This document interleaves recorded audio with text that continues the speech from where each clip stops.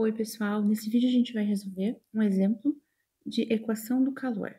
O exemplo que a gente vai resolver diz o seguinte: resolva a equação do calor UT igual a K UXX para x variando entre 0 e L, T maior do que zero, sujeito às condições de contorno.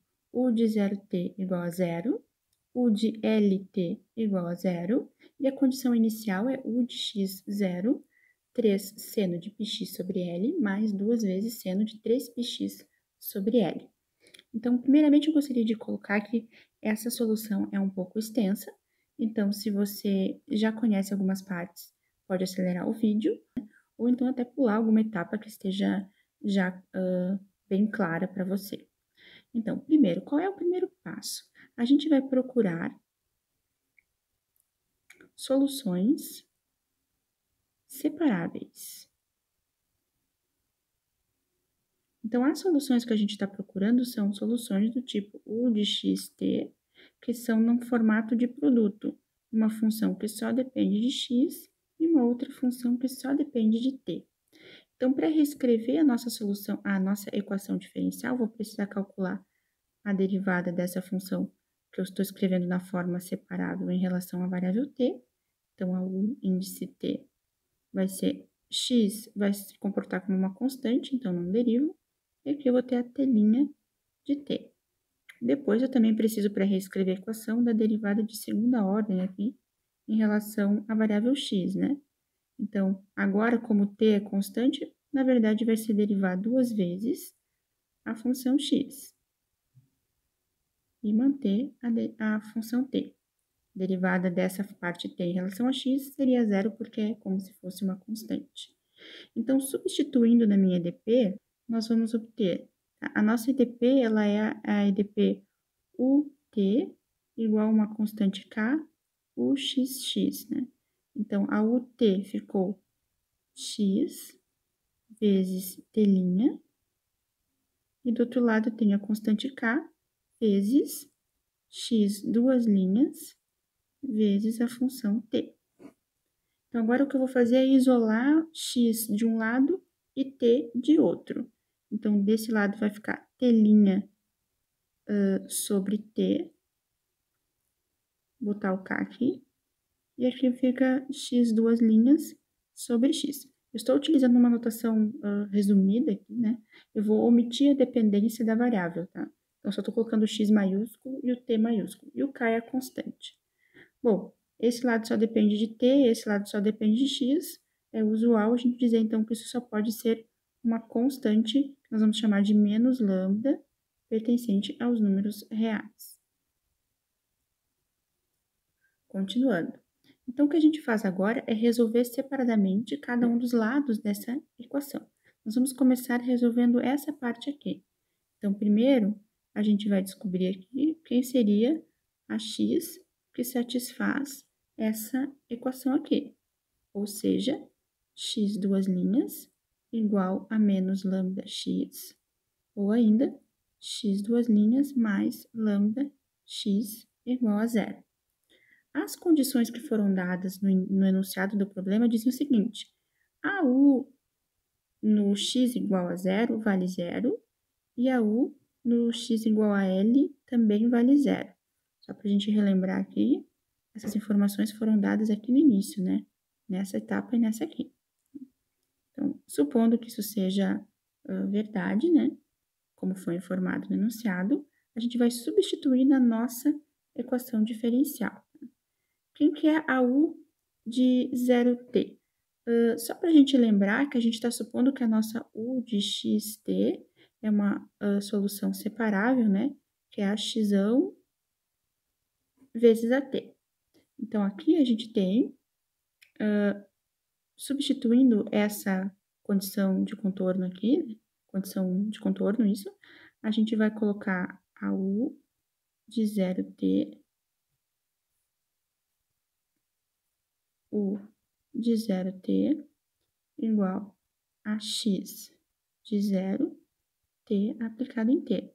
Ou seja, 0 é igual a x de 0 vezes t de t, como para esse produto dar zero, e a gente não quer que esse termo seja zero, porque se a t aplicado em qualquer valor de t minúsculo fosse zero, então a solução geral seria zero. Significaria que esse fator seria nulo, né? E eu anularia a solução. Eu procuro por soluções não triviais, né? Que são diferentes de zero. Então, para esse produto dar zero, só pode acontecer quando o x aplicado em zero for zero.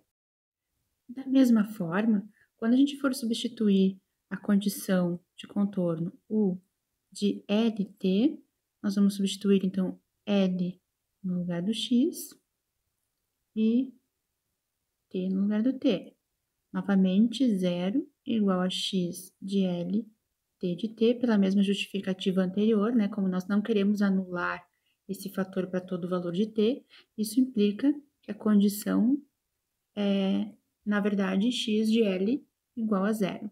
Então, nesse momento, nós temos a equação diferencial x duas linhas, mais lambda x igual a zero, com as condições x de zero igual a zero e x de L igual a zero. Tá?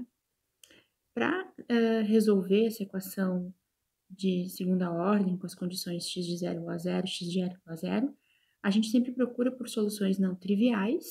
Então, no vídeo anterior, você encontra essa solução com mais detalhes. É importante enfatizar que quando o lambda for zero ou quando o lambda for menor do que zero, nesse caso, nós vamos ter soluções triviais, ou seja, a x ia ser a função identicamente nula. Então, só não vai ser a função identicamente nula, e você pode verificar isso com mais detalhes no vídeo anterior, quando o lambda for maior do que zero. Então, nós queremos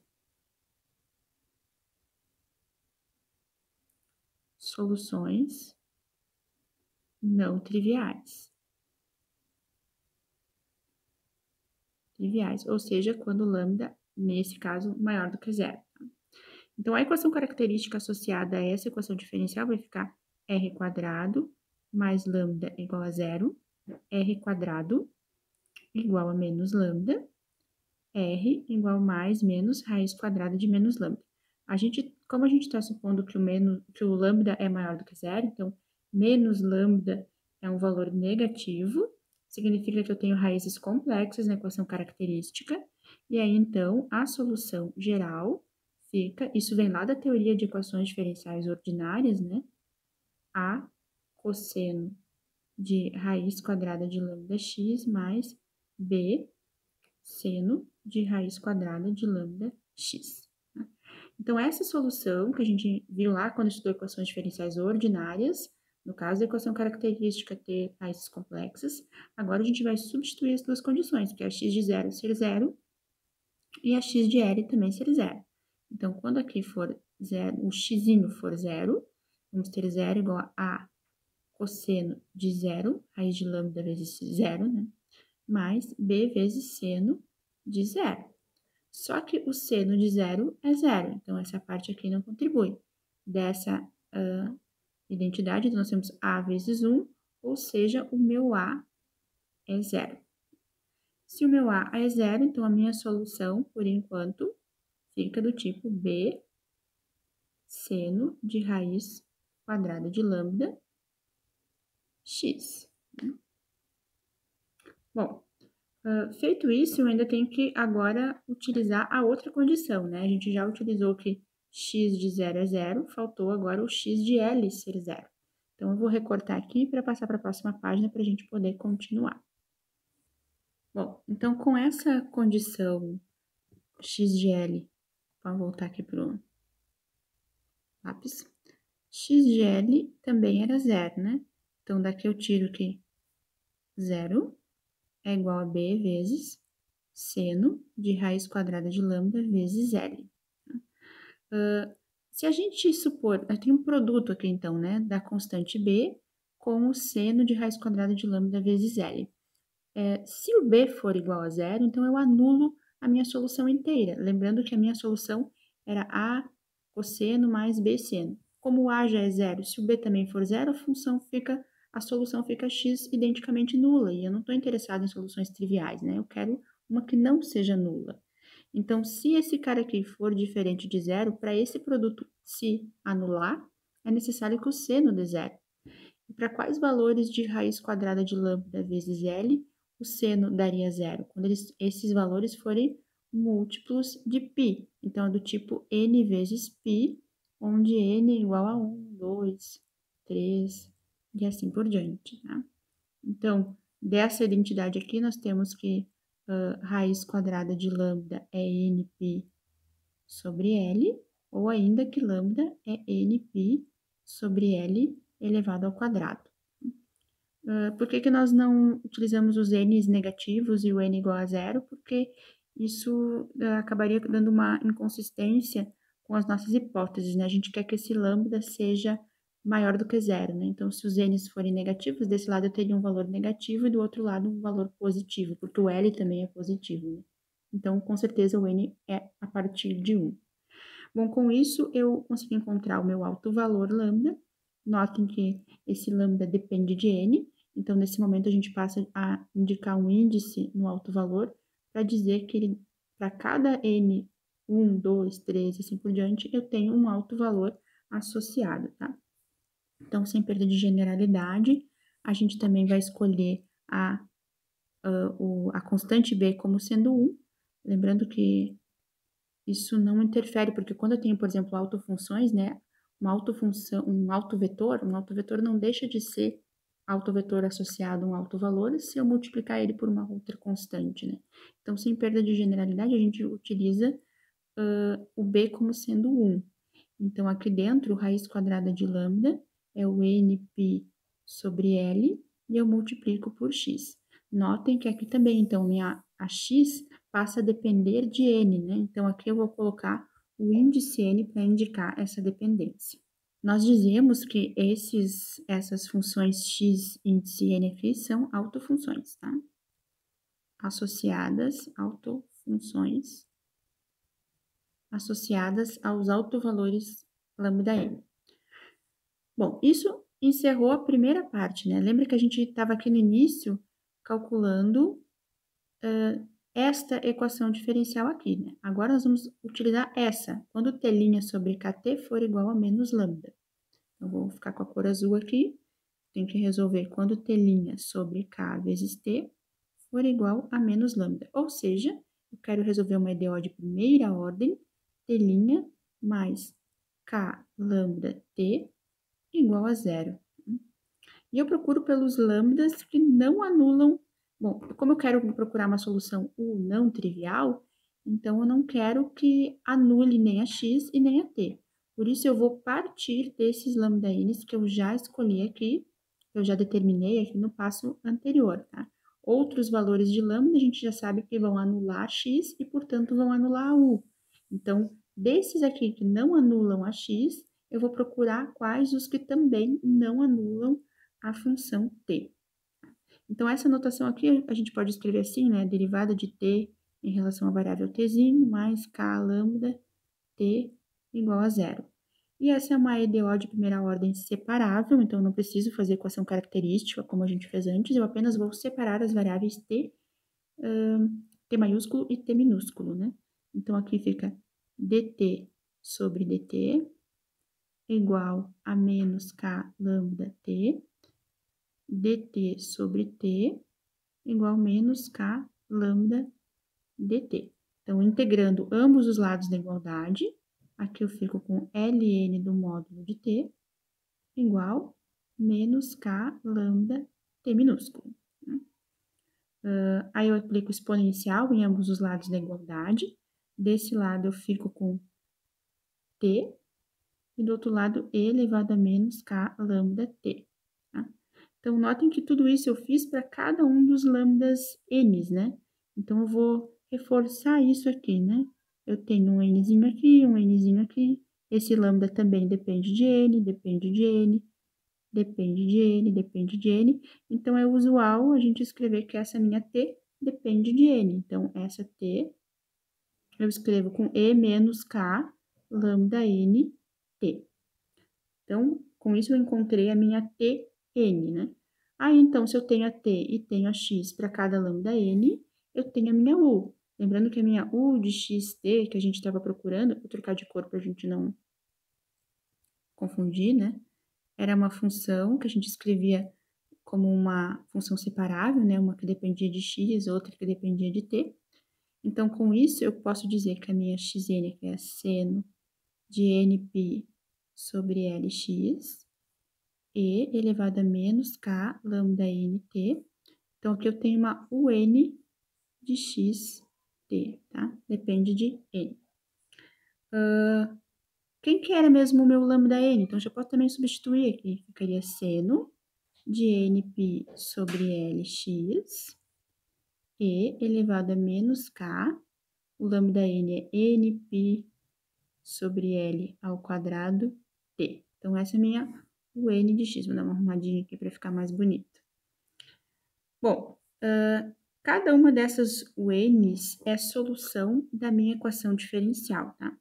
E existe um princípio que a gente chama de princípio da superposição. Então, se cada uma dessas un's é solução da equação diferencial, então a função que eu chamo de u de x t, que é a soma de uma certa constante 1 ao 1 de xt, mais uma certa constante 2, o 2 de xt, para cada n, essa soma também vai ser solução da minha equação diferencial.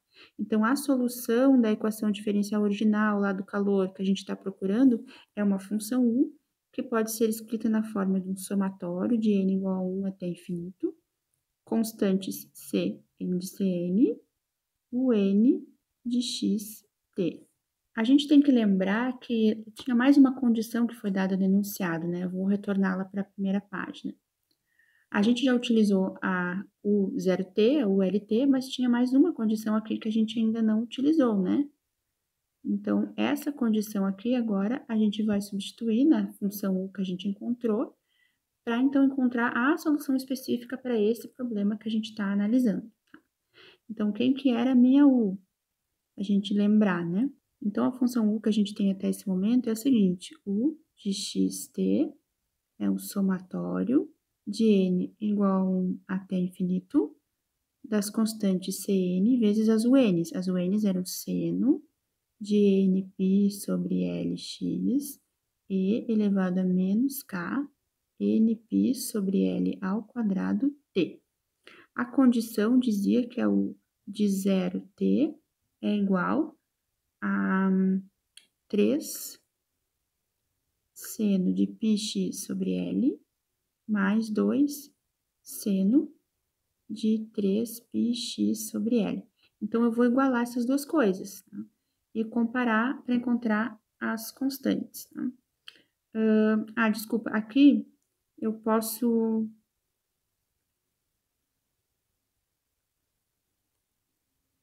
Então, substituindo zero nessa equação aqui, a gente fica com o seguinte, vou passar para a próxima página.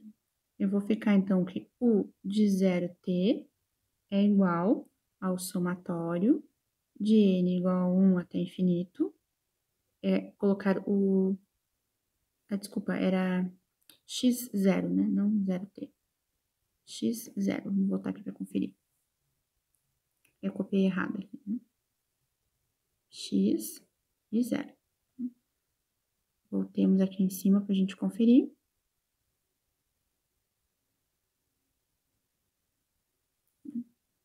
U de x, 0. Então, U de x0 é igual a colocar o 0 no lugar do t naquela expressão. Então, vai ficar somatório, né, de, vou colocar aqui, Cn, seno de nπx sobre L vezes E elevado a menos K vezes... lembra que todo expoente multiplicava por t, né? Então, vai ficar E na 0 e, por sua vez, E na 0 é 1. Então, já nem preciso escrever essa parte aqui, tá?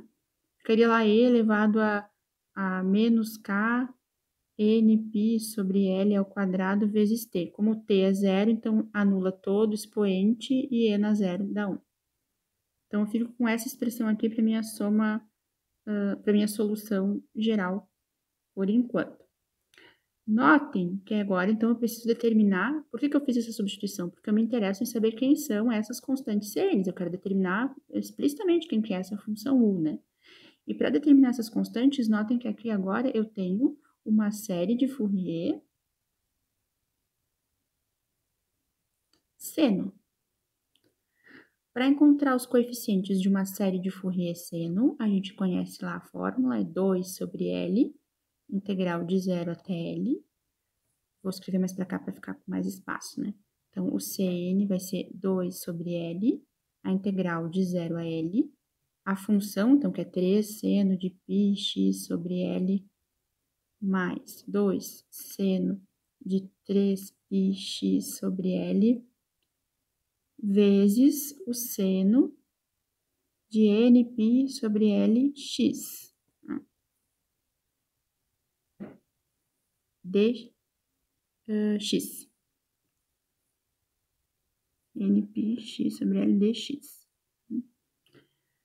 Neste caso, deste exemplo específico, como aquela condição inicial que foi dada, U de x0, ela também tem senos envolvidos, né?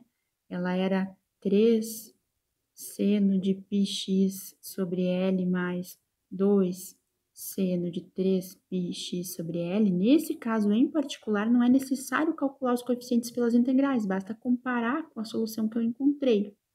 Notem que nesse somatório aqui, então, dentro do seno aqui eu tenho πx sobre L, ou seja, o N é 1.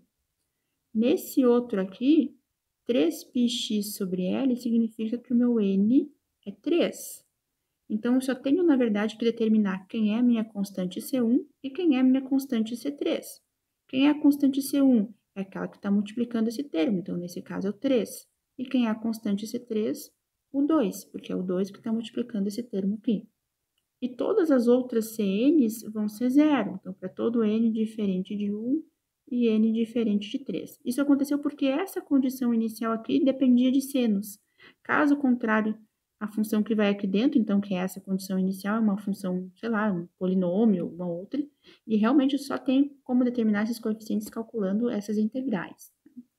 Então, agora eu tenho finalmente, né, a minha solução geral da minha EDP, que vai ser U de xt igual. Então, só vai ter dois termos, né? O C1, que é o 3, que era seno de πx sobre L, e elevado a menos k, é o lambda 1 que eu quero, né? Então, é 1 vezes π sobre L ao quadrado t, mas agora eu tô falando do n igual a 3. Então, o coeficiente é 2, seno de πx sobre L, e elevado a menos k, 2π, desculpa, o n é 3, né?